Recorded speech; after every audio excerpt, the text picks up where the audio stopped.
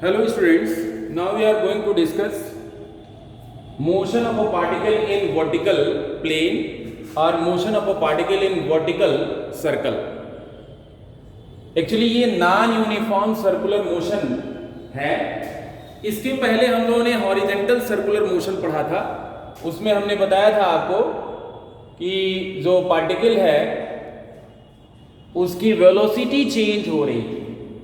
Velocity change इसलिए हो रही थी कि direction of motion continuously change हो रहा था, लेकिन जो स्पीड थी वो कांस्टेंट थी।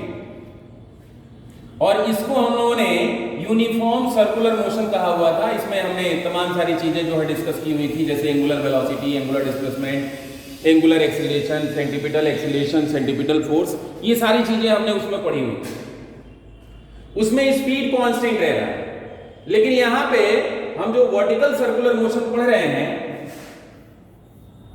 इसमें हम पार्टिकल को वर्टिकल प्लेन में यानी वर्टिकल सर्कल में जो है मूव करा रहे हैं। इसको हम वर्टिकल सर्कल में मूव करा रहे हैं। अभी क्या कंडीशन होगी हम देखेंगे। हमने क्या किया हुआ है, एक स्प्रिंग से किसी बॉल को अटैच कर लिया है। इस की रेडियस स्मॉल आर या एल भी आप एज्यूम कर सकते हो, और इसको हम इस वर्टिकल सर्कल में घुमा रहे हैं। ऐसे ये ऐसे घूम रहा है इस प्लेन में। अब क्या होगा, जाहिर तौर पे हम देखेंगे कि इसकी वेलोसिटी यहां पे सबसे ज्यादा होगी और यहां पे सबसे कम होगी। यानी वेलोसिटी नीचे से ऊपर जाते समय डिक्रीज करेगी, मिनिमम हो जाएगी, बढ़ते बढ़ते यहां मैक्सिमम हो जाएगी। टेंशन भी यहां मैक्सिमम होगा और घटते घटते यहां टेंशन मिनिमम हो जाएगा। वर्टिकल सर्कुलर मोशन कंटिन्यू रखने के लिए यहां मिनिमम टेंशन जरूर होगा, लेकिन इसकी वैल्यू मिनिमम होकर के यानी जीरो से अगर कम हो जाएगी तो वर्टिकल लुक जो है वो बॉडी कंप्लीट नहीं करेगी। तो वर्टिकल सर्कुलर मोशन कंटिन्यूअस होने के लिए कम से कम यहां टेंशन जीरो होना चाहिए, जीरो से अधिक ही होना चाहिए। जीरो से जैसे ही कम होगा बॉडी जो है ड्रॉप कर जाएगी, नीचे आ जाएगी। तो इसको हम समझते हैं। हमने आपको बताया कि स्पीड इसकी कंटिन्यूअसली चेंज हो रही है, और जब स्पीड इसकी कंटिन्यूअसली चेंज हो रही है तो इसको हम नॉन यूनिफॉर्म सर्कुलर मोशन कहेंगे। ये यूनिफॉर्म सर्कुलर मोशन नहीं है। स्पीड चेंज हो रही है, काइनेटिक एनर्जी चेंज हो रही है, मोमेंटम चेंज हो रहा है, वेलोसिटी चेंज हो रही है, सारी चीजें इसमें चेंज हो रही है।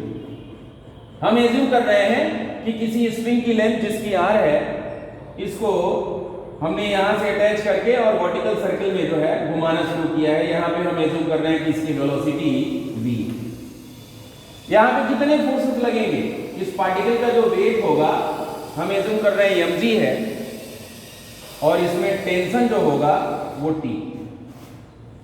अब आप देखें, हमने एज्यूम कर लिया है कि किसी समय ये लोवेस्ट पॉइंट से ये जो लाइन है, इससे ये एंगुलर डिस्प्लेसमेंट थीटा लिया हुआ है, यानी एंगल थीटा बना है। तो mg को दो कंपोनेंट्स में रिजॉल्व कर सकते हैं। ये एंगल थीटा ही होगा।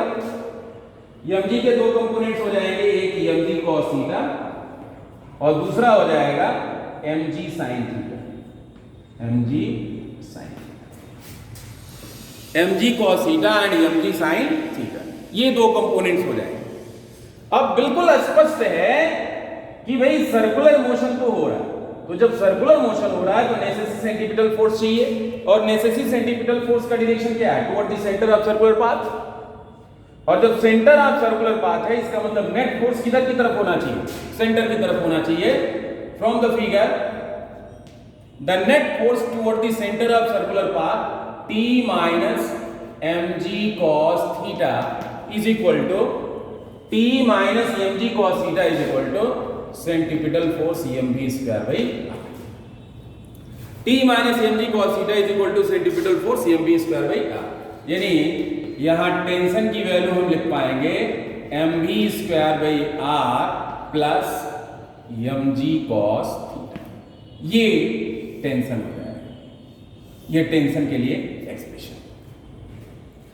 अब आप एक चीज देखें कि टेंशन की वैल्यू, ये एक्सप्रेशन कह रहा है कि चेंज होगा, और चेंज होता तो पहले हम मिनिमम वैल्यू, टेंशन की मिनिमम वैल्यू कहां पे होगी, टेंशन की मिनिमम वैल्यू जो है हाईएस्ट पॉइंट पे होगी।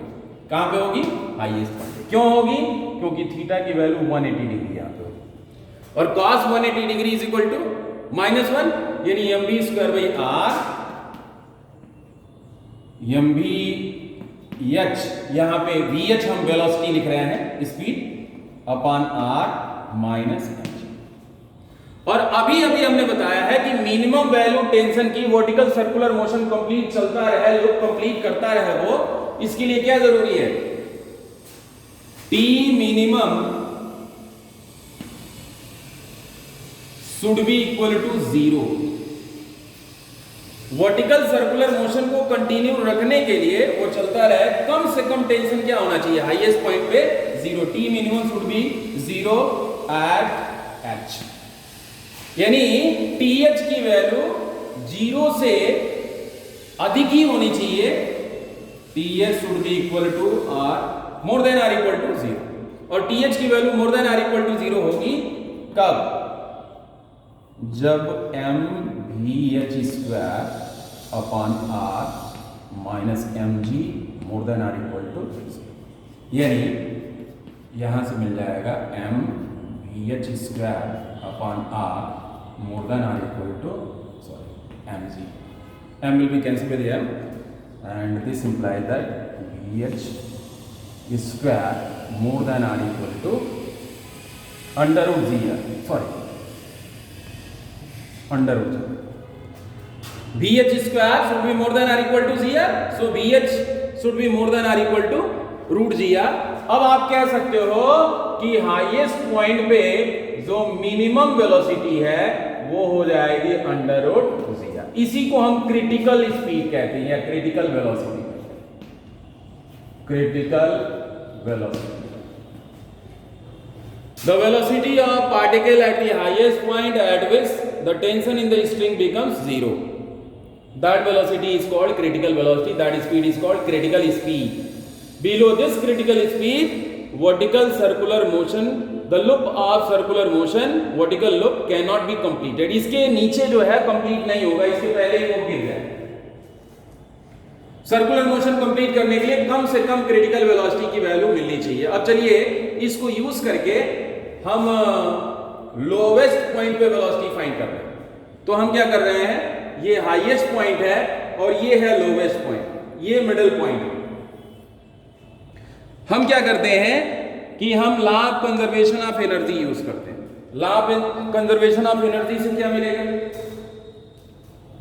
Law of conservation of energy हम यूज करेंगे, इससे क्या मिलेगा, using the law of conservation of energy, total energy at point L is equal to total energy at point H।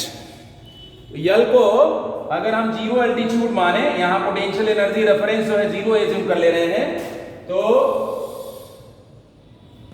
L पे एनर्जी कितनी हो जाएगी, 1/2 mvl square plus zero potential energy is equal to 1/2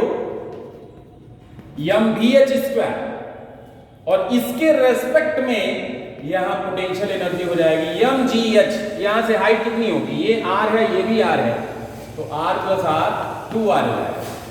अब इसमें 2/m से multiply कर दीजिए, तो ये हो जाएगा vl square is equal to vh square plus 2/m, यह में हम cancel 2g into 2r 4gr। अब vh की मिनिमम वैल्यू अगर आप रूट gr रखोगे तो vl क्या होगा, इससे राइट हैंड साइड से जब यहां मिनिमम वैल्यू रखेंगे तो लेफ्ट हैंड साइड इससे बड़ा होगा या इसके इक्वल होगा।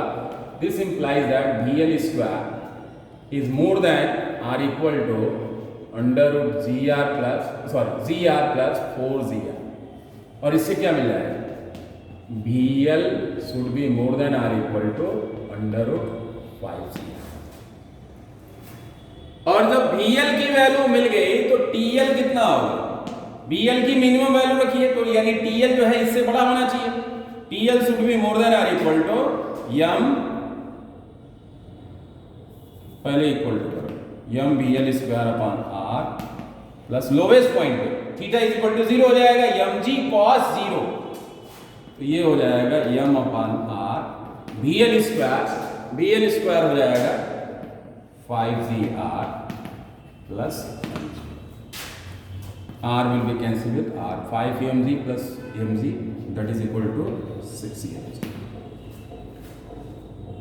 आप ये कह सकते हो कि ये जो वैल्यू हमने रखी हुई है 5 ये VL की मिनिमम वैल्यू, तो जब आप राइट हैंड साइड में मिनिमम वैल्यू रख रहे हो यानी लेफ्ट हैंड साइड इससे या तो बड़ा होगा या इसके इक्वल, यानी TL should be more than R equal to 6 mg.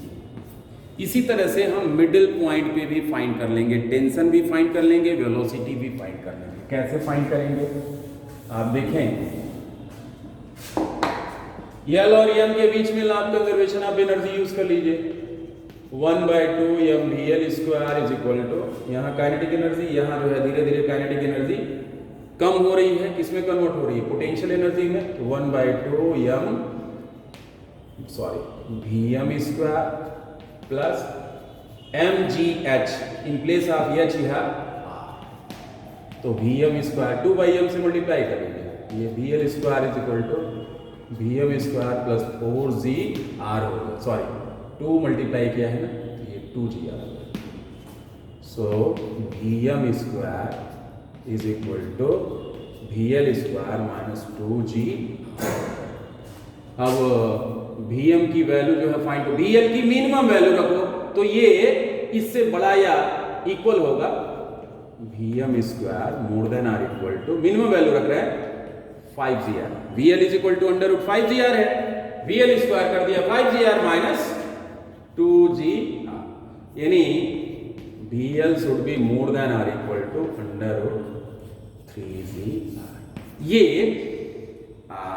Sorry this is VM. Middle point पे जो वेलोसिटी है, जो स्पीड है, वो अंडर रूट 3gr से बड़ी या उसके इक्वल होनी चाहिए.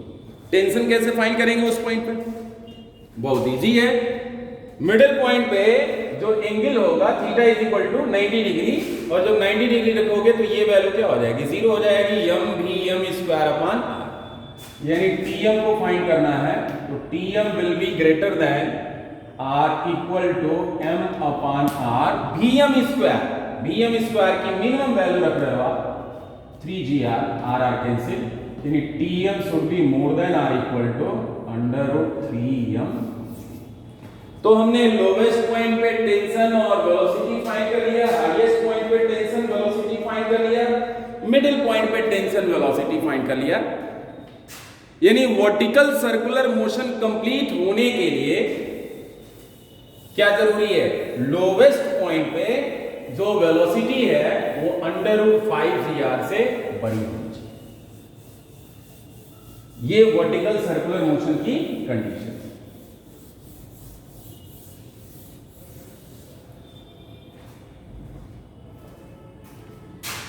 थैंक्स.